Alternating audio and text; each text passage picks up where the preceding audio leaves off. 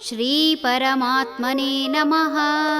ಶ್ರೀಮದ್ಭಗವದ್ಗೀತಾ ಅಥ ಸಪ್ತಮೋऽಧ್ಯಾಯಃ.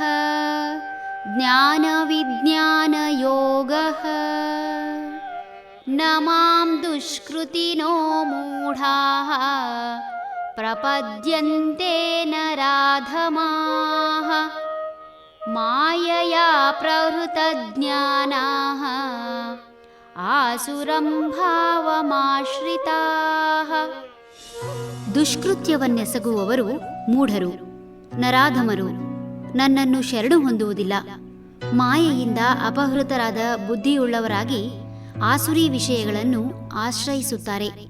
ಮನುಷ್ಯ ಬಲಶಾಲಿಯಾಗುತ್ತಿದ್ದಂತೆ ತನ್ನ ಬಲದಿಂದ ಎಲ್ಲವನ್ನೂ ತನ್ನದಾಗಿಸಿಕೊಳ್ಳುವ ಹವಣಿಕೆಯಲ್ಲಿ ಮಾನವೀಯ ಗುಣ ಮರೆತು ಮೃಗದಂತೆ ವರ್ತಿಸುವುದು ಕಾಣುತ್ತದೆ. ಮೃಗಗಳು ಆಹಾರಕ್ಕಾಗಿ ತಮ್ಮ ಬಲ ಉಪಯೋಗಿಸಿದರೆ, ಮನುಷ್ಯ ತನ್ನ ಅಂತಸ್ತು ಹೆಚ್ಚಿಸಿಕೊಂಡು ಐಷಾರಾಮಿ ಎನ್ನುವ ಭ್ರಮೆಯಲ್ಲಿ ಬದುಕುತ್ತಾನೆ. 100 ವಸಂತಗಳನ್ನೇ ಕಳೆಯಲು ಅಸಾಧ್ಯವಾದರೂ 1000 ವರುಷ ಬದುಕಿದರೂ ಖಾಲಿ ಮಾಡಲಾಗದಷ್ಟು ಶೇಖರಿಸಿಟ್ಟು ಚಲಾವಣೆಯನ್ನು ತಪ್ಪಿಸಿ ಇತರರಿಗೂ ಕೈಗೆಟುಕಲಾರದಂತೆ ಮಾಡಿ ದೇಶದ ಪ್ರಗತಿಗೂ ಮಾರಕವಾಗುತ್ತಾನೆ. ಹಂಚಿ ತಿನ್ನುವ ಮನಸ್ಥಿತಿಯ ಬದಲು ಕೂಡಿಟ್ಟು ಕೃತಕ ಅಭಾವ ಸೃಷ್ಟಿಸಿ ಹಸಿದವರು ನರಳುವಂತೆ ಮಾಡುವ ಮನಸ್ಥಿತಿಗೆ ಬಂದಿದ್ದಾನೆ. ಇವೆಲ್ಲವೂ ಮೂಢತನವಲ್ಲದೆ ಇನ್ನೇನು?